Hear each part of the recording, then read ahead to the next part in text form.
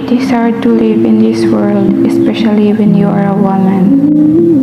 We are also perceived as soft, weak, unintelligent, incapable, and useless.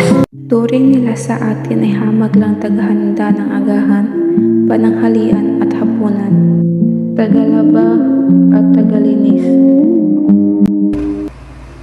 They say women aren't strong, they are weak.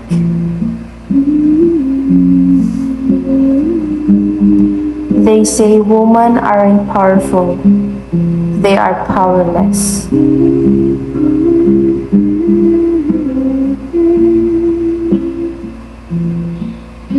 They say women can't be a manager, they are just compatible to be an employee.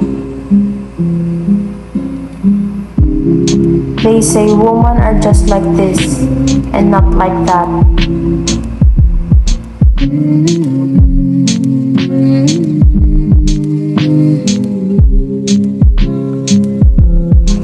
Should this be our level in society? Will we just end up here? We will not do something to change how the world perceives us as women. But there's one thing that women know is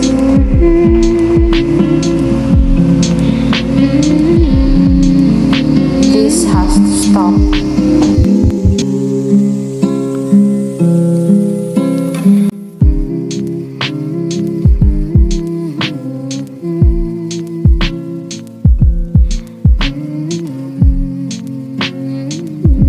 Let us prove to ourselves that we are not what society dictates us to be. We can do whatever we want. We can succeed in life. We can be leaders in our society. We can be equals with men, and we can cooperate with them.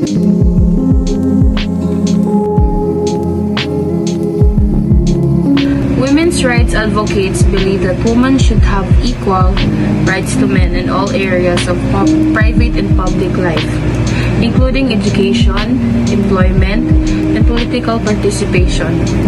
They also believe that women should be treated with respect and dignity, and that their unique perspective should be valued. Rights of equality, promoting gender equality and women empowerment. Feminism and the advocacy of women's rights. Why are these relevant today? Feminism is a range of political movements, ideologies, and social movements that share a common goal to define, establish, and achieve political, economic, personal, and social rights for women. This includes seeking to establish equal opportunities for women in education and employment.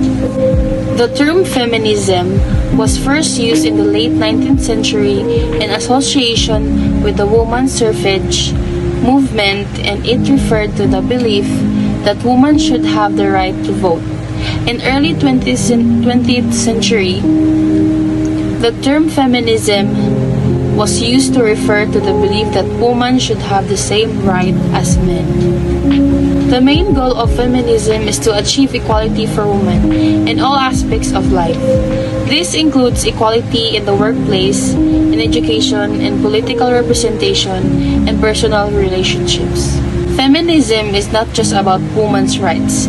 It is about achieving equality for everyone. Regardless of gender, everyone benefits from feminism because everyone benefits from equality. Reasons for our campaign. First is speak up, speak out. Violence against women is pervasive, but it's not inevitable unless we stay silent.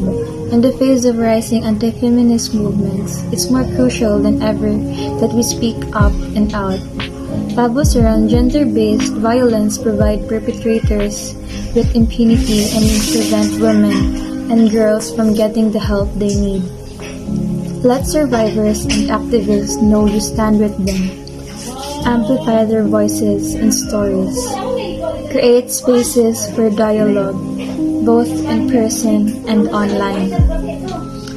Second, know the issue and the signs. Violence against women takes many forms. It can be physical, sexual, or emotional. It can be public or private, online or off, perpetrated by a stranger or an intimate partner.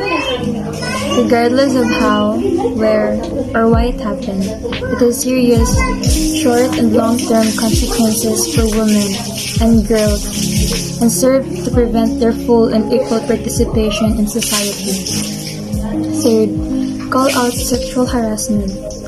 For many women, sexual harassment is a daily experience, whether it's online, on the street, or in the workplace. Brushing off inappropriate behavior serves to further normalize it. Common forms of harassment like online bullying, catcalling, sexual comments, and sexual jokes serve to make women and girls feel unwelcome and unsafe in public spaces. They help to reinforce biases and stereotypes that perpetuate misogyny. Fourth, challenge belief on masculinity. Toxic masculinity drives violence against the women.